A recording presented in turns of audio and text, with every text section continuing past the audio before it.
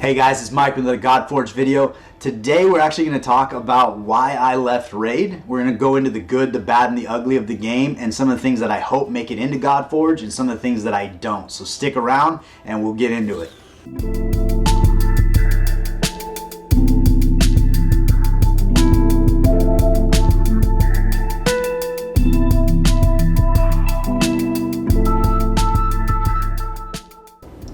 So we're going to start with some of the things that I loved about Raid Shadow Legends. And that list is long. I probably won't be able to cover all of them, but we're just going to touch base on a few things that I think are really drawing for games like this, and I think will be hopefully also a part of GodForge when it does launch. So first and foremost, the graphics are what drew me to the game. Seeing the characters and the different champions that you can acquire, and just the attention to detail in everything they've got going on, from their weapons to their attire. And it's just a really cool dynamic, and there's like such a wide spread of characters as well. You got dwarves, and you've got these are demon spawn, and then you have skeletons, and I guess she's a dwarf too, but there's more than that. She just happened to be, you got the elves, the high elves, the dark elves, so a lot of different folks in this game. And so it really kind of it touches on a lot of different aspects and kind of got me pretty intrigued right away. But beyond the graphics themselves, it's important to have something to do with these characters. And I think that's another thing that Raid does really well. The first thing is as you go through the game, and we'll talk about that. As you go through the game, there's a lot of micro wins along the way that really make you feel like you're progressing. So one of my favorite game modes initially starting out was campaign. It was really cool to bring your characters into campaign and have kind of micro wins along the way. You'd press on until you couldn't pass a level, then you go back with the new gear that you've acquired, the new resources, maybe the new characters that you've pulled, and you'd upgrade them, make them a little better, go back and win a few more levels and beat a boss or two, and kind of keep pressing on the account. All along the way you're gaining different rewards for every step. Then you get to a point where you kind of go back with 2 characters and try to get 3 stars. So there was a lot of different aspects of this that I found really engaging, that I don't remember a time I had more fun playing a game the first 30 to 60 days of a mobile game. I couldn't have spent more time in the game if I couldn't get enough energy. Like all the time, I was just like, oh, if I had more energy, I'd be playing nonstop. I'd never put it down. The other aspect was, as those characters actually got further along, you started opening up other aspects of the game. So you started getting into the potion keeps, and you started getting into Minotaur, which was different ways of upgrading your characters so you could press them along even further. You also opened up the dungeon, the 4 basic dungeons that were at launch. They've got a whole bunch more now. And so you kind of started more in the Dragon's Lair, and then as you started getting different people that could beat other aspects of these other dungeons, you could press along in there. But here you'd get actual full gear drops to better your team. You start getting rare, epic, or legendary gear, and then you can put that on your team, build that up. So now you can go back to campaign and press on even further. So it was really an engaging process to start this game. There wasn't a lot of game modes when I first got started, and the way that they walk you on and opening them up slowly, you don't feel overwhelmed at first. You kind of get a good feel for the game before they turn you loose, and then by then you kind of know what you're doing. So I think the onboarding of it was pretty good. There was a lot of kind of tutorial in the beginning and so forth, but you kind of have to go through that. They have been discussing what they want to do with the tutorial on GodForge, and I think an idea that may work out, I don't know. It's just me and my 2 cents. Is if you had an option somewhere down here on the main screen, we're going to get to this. we're going to talk about that. If you had an option somewhere on the main screen where it said like I'm stuck or tutorial or something like that, where you could bypass it if you wanted to, but if you got to a point where you're like, man, I don't feel like I'm progressing, you could click on it, and maybe it can take you right to like, hey, gear. How do I equip gear, or how do I upgrade gear? Or how do I beat a dungeon, or whatever it is, and then you can go through that tutorial if you're stuck on it, as opposed to having to go through every single tutorial along the way. But to be honest, you do it one time. After the first several days, you're done, so it's not really super cumbersome. But if you are doing multiple accounts or things along those lines, I mean, it can get a little bit tedious at times. But that was one thing that I really liked about Raid starting out, is you get the characters. They do a good job of getting you characters starting out, where you get some pulls, you get to summon different characters along the way. And as you do, you start bettering your team and building different teams to accomplish different things nonstop, just nonstop. And then you get those micro progressions that make you feel good, like you feel like you accomplished something. And you go into your champions and you start to see the collection of champions that you've put together, and you know, your first legendary pull is just an incredible experience, assuming it's good and you haven't done too much research. Because if you do too much research, you know, if you get a crummy pull and then you're like, oh, that's my first legendary, that's awful. Another thing I want to talk about is the free-to-play aspect of this game. Now, I spent a total of probably $50 on this account over the course of 4 years. So I would argue that this is a very free-to-play friendly account. The money I did spend early on was actually, they were doing a summons heightened pulls on Madame Cerise, and I was just stuck in Arena, and she was the answer at the time. And so I was like, I'm going to go ahead and buy 2 packs of Void... I don't want to call them calling crystals. Void shards. I forgot. It's been so long since I've been in this game. And I wanted to pull for her, and I actually got her, which, dumb luck. I mean, at the time, the champion pool wasn't as big, so it actually was, my chances were pretty good.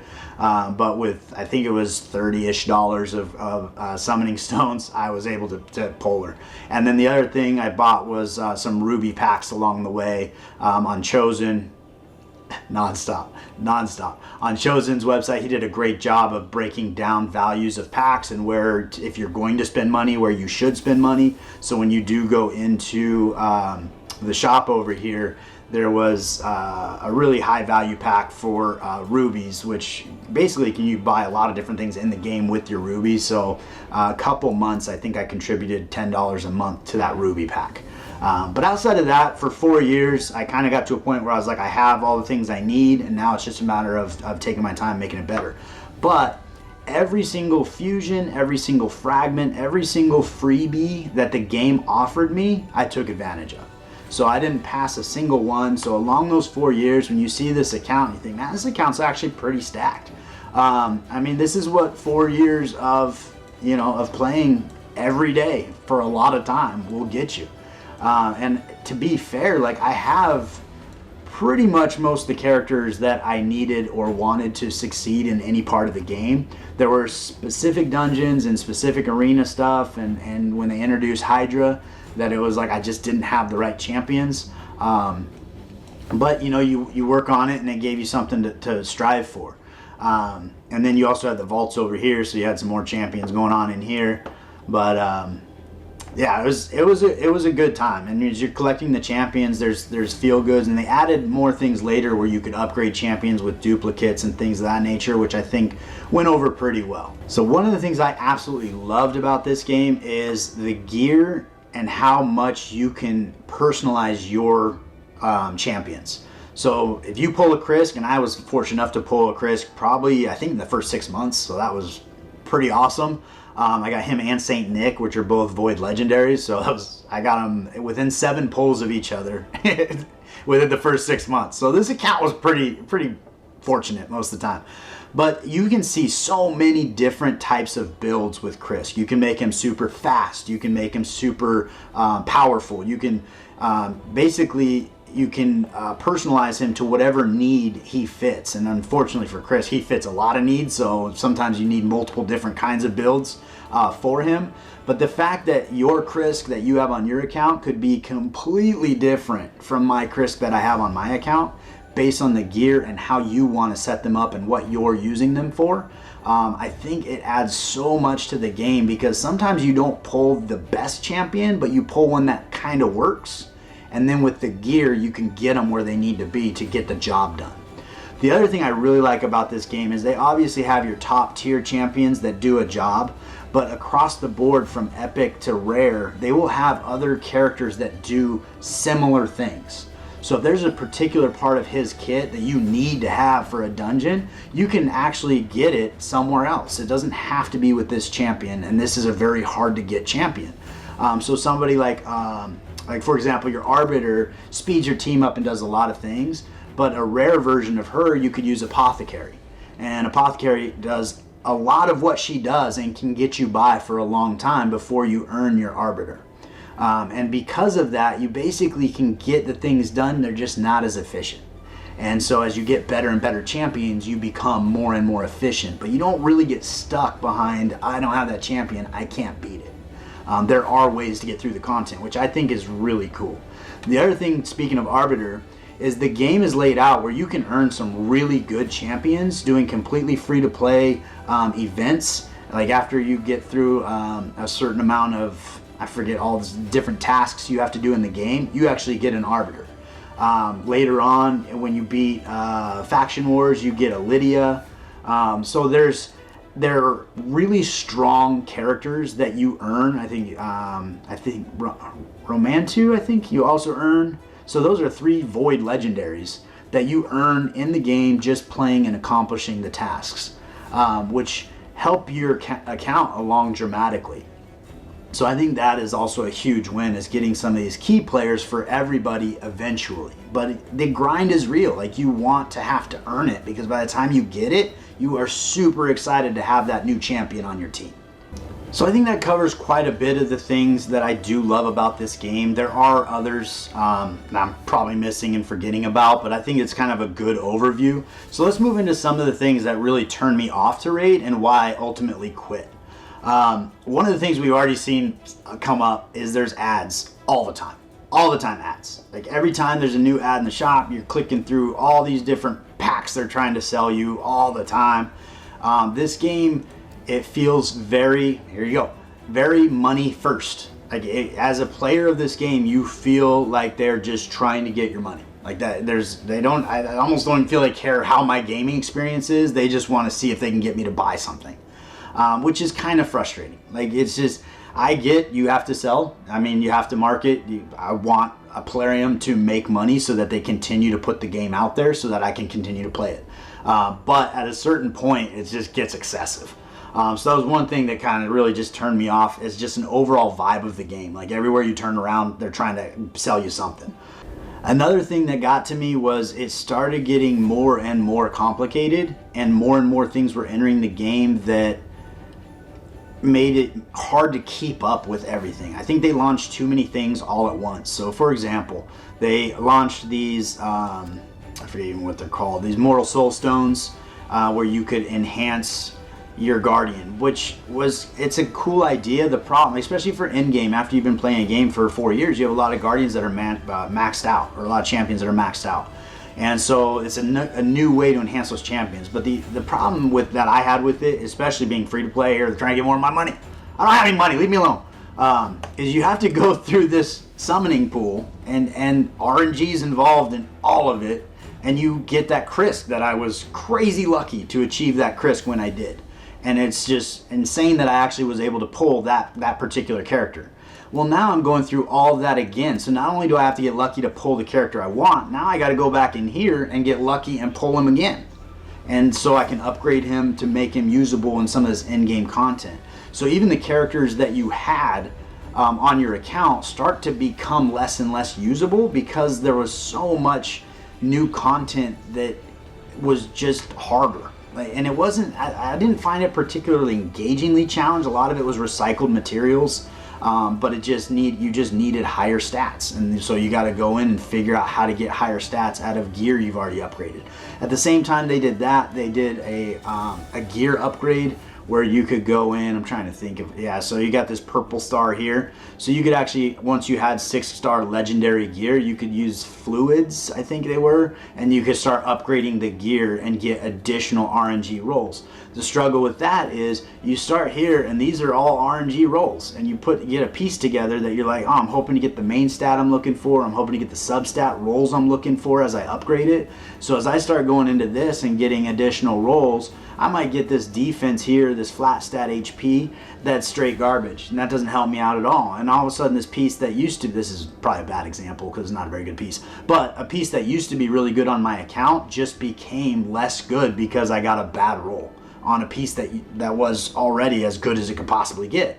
So now you're trying to make new gear. They introduced the mythical gear and mythical champions. So you're sitting here like, hey, I have all these good champions, all these legendary characters, but now there's the mythical champions, and those are even harder to get. And you have to spend even more money for those shards to be able to pull those characters.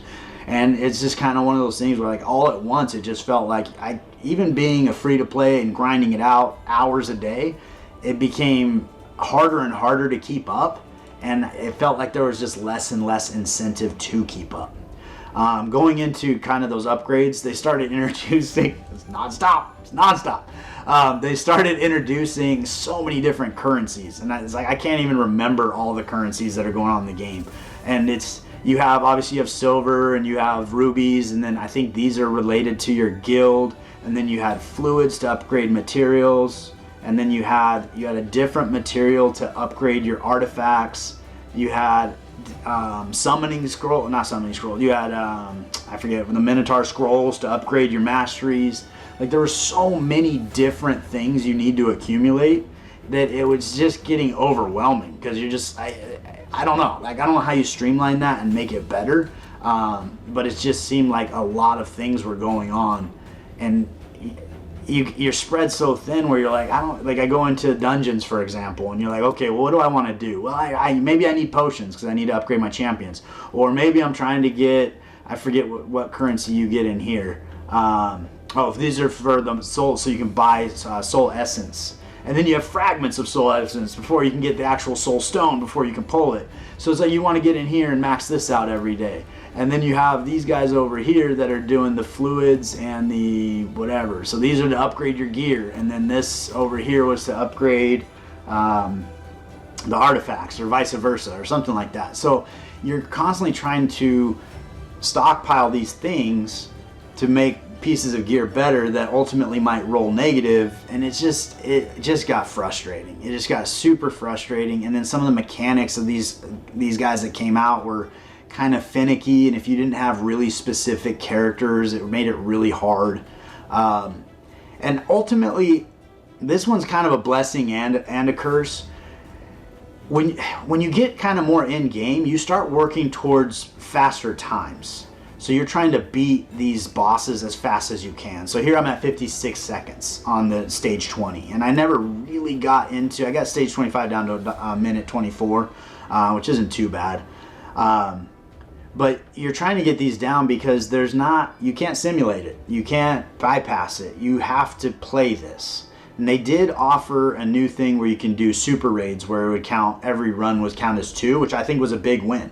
But it wasn't enough. It's like you spend that much time in the game going through, stockpiling energy to go through an event or a fragment summons or whatever, and you end up spending so much time in the game because these times take forever. And it wasn't that I couldn't beat the new content. I was able to beat most of it. But, I mean, look at this time here. It took me 4 minutes and 11. Like, I can't farm that multiple times getting these, I would argue, pretty minuscule drop rates for 5 minutes at a time. Like, that's ridiculous. And it's like, my team isn't bad. I should be able to beat this. And you're sitting there like, man, once you get to a point, you kind of like, I wish I could just farm that so I could get the material I need so I can upgrade the pieces to actually have a team that could farm it quickly. Same thing over here, where it's like your time, as I started getting into these times, you have 5 minutes to get through this. And it's like, it's just got kind of frustrating and very overwhelming. Iron Twins was another one where it was like, I was trying to get my time down. I got it down to a minute 30, which wasn't too bad. But I was really focused on these, trying to be able to get the characters that I wanted to. So another aspect that I think, and it's kind of a delicate balance, but if there's a particular character that you want in the game, there is no avenue to guarantee that you get that character eventually. For example, I used the example the other day of Lysandra. I'm not even sure where she is in all this. But there she is. So I was trying to get Lysandra from day one. For 4 years, I wanted this character. And I finally pulled her, I want to say like a month or two before I quit. And so for the entire 4 years, I didn't have this character, so I was utilizing other versions of, kind of lesser versions of what she does. And it was kind of frustrating because there was no way for me to guarantee that I would eventually get this character. And I'm not saying that you have to be able to guarantee I can get all characters. So later on in the game, they started bringing in token trade as another currency that you needed to accrue. But it gave you the opportunity to buy specific characters. And as I say, I think 6 of these characters are the same exact characters that when they launched it, which was probably almost a year and a half ago, 2 years ago, I don't even know. But I already had St. Nick, so that wasn't super exciting to get that Void Legendary because I already had him. And these other characters, I had accrued a lot of them along the way. But in this space, it might be beneficial to have significantly more characters. And even if you have to grind this currency out, I'd prefer it not be its own thing. But if it had to be, it has to be. You know, it is what it is. But if you could grind this out over the course of 6 months to a year and get any character you want, like, it encourages you to keep on keeping on, because if there's that character you really want, you can get that character. And as a free-to-play player, you're like, hey, you know, this can happen. It's just a matter of putting in the time, putting in the work. And I think that could be a much bigger win. I think, and one of the things that all the videos from Ash and Ivy and Hell Hades and Chosen, they all talked about this, where it's like, why are these not rotating in and out? Why aren't there a bigger champion pool? Why doesn't? So those are the kind of suggestions that get me really excited about GodForge, because when you hear those frustrations across a team of people that are now building their own game, those are the things that I think they're not going to let slide in their game. Those are the things that are going to make the player experience so much better, because like I said the other day, like, they're players first.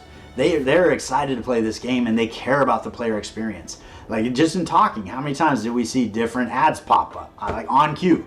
They just nonstop. They don't care about my experience. They don't care how many times I have to click this X. They're just going to say, eventually they're going to put something in front of me and I'm going to say, I gotta have it. And then I'm going to buy it and they're going to make their money. So those are the kind of things that get me really excited about GodForge, because along the way, the 4 years of watching all of their content and even more, I think I missed out, like Saf and some other folks too. They have a really incredible team over there at Fateless, so I'm very excited about this game. But they just had great suggestions, like at any aspect. I think all of them have mentioned these are the same things you have from day one. Day one. I am a 4-year player. I have no reason to buy an uncommon character. I have no reason to buy a 5-star epic piece, and that's the best piece of gear in here. There should be sacred shards in here for a crazy price. There should be the characters in here. There should be 6-star mythical gear for my account, because that's what's going to better my account. There should definitely be 6-star legendary and epic gear. Like, those are the things, as I increase my level, these should come along with me. And I know Hell Hades was a huge advocate for that. Every time he got in here, you could just see the frustration on his face, where it's like, it's still the same. I think he had a quote, it's like, Plarium, fix your game. So how many times do you hear that? And it's like, those are the things where along those journeys where you're having fun, but you're like, man, I wish they would listen to him. I wish they would take that into account. That would be really fun for the player base. And so now that you come in with really high expectations, and I'm sure there's going to be opportunities. I'm sure there will, but I think they're going to be listening to the player base, and I think they're going to do an excellent job trying to find the balances to make that player experience right. And I think the last thing that really just made me quit Raid was time in game.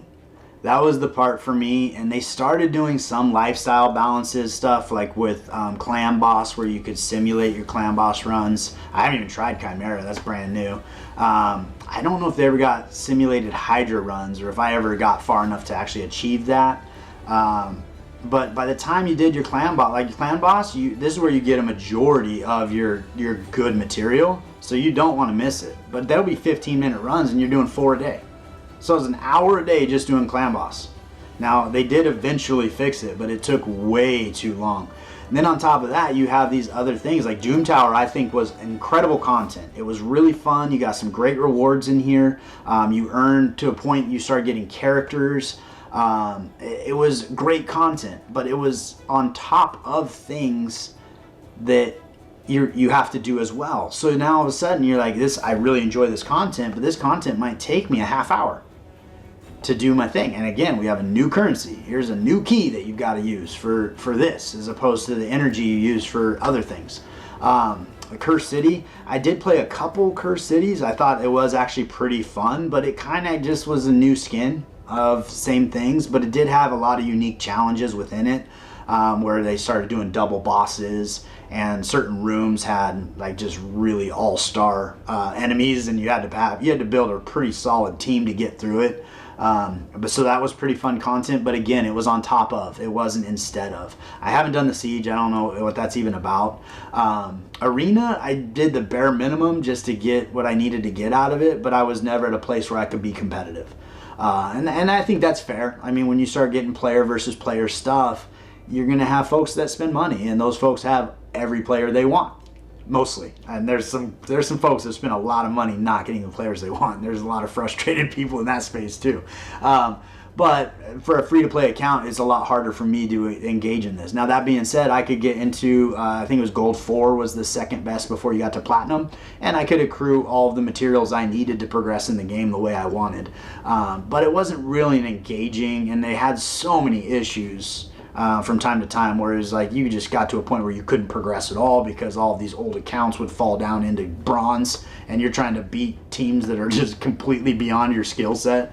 And they did eventually fix it. Eventually, I think that's the word that comes to mind with Raid is eventually. Eventually they fix. Hey, this one's actually free, so they're not actually trying to sell me something. So that's kind of nice. But eventually they got to things. And a lot of times they didn't listen to feedback. Like I can't tell you how many times I heard those content creators talking about. I was like, man, we said this. We talked about how this champion was broken and that this piece needed to be fixed. And they launched them without fixing it. Now you have people that invested to get this champion, and they're going to nerf the champion. And people are like, well, I paid money to get this champion because they were this good. Now you're nerfing them, and I don't know that I would have spent the money. But again, they don't care about the player, they just care about you spent the money. So I didn't mean for this to be as negative as I think it's coming across. I think a lot of my frustrations are coming out just seeing the screen. It's like PTSD or something. But there were a lot of aspects of Raid that I really loved. I really enjoyed. And those are the things that I cannot wait to see in GodForge. And it's like seeing the little progression videos and little snippets that we've had along the way, and just knowing the things that I've heard Ash talk about, and Hell Hades and Chosen, and all the content creators talk about that they enjoyed in the game and things that they were frustrated with. I just feel like it aligns with the player base, and I think that when that is put into the game, it's going to be a huge recipe for success. I can't wait. I'm very excited about GodForge. So that's about what I got for you. Let me know in the comments below if you played Raid, if you still play Raid. What are the things that frustrate you about it? What are the things you would like to see in GodForge? Because I think that right now they're taking a lot of feedback. I mean, obviously the game is really far along, but they are taking a lot of feedback and listening to different ideas. The other thing that I was corrected on, somebody in the comments, I didn't write the name down, I apologize. But for the beta testing version, we're launching with 100 usable guardians, or characters, champions, heroes. And at launch in like September-ish or later on in Q3, they're looking to be at 200 to 250. So they're going to have twice as many champions when we launch then. So that'll be really cool. That'll be really cool. So I think that's about what I got for you today. I appreciate you taking your time with me, and I appreciate the support, and I look forward to seeing you next time.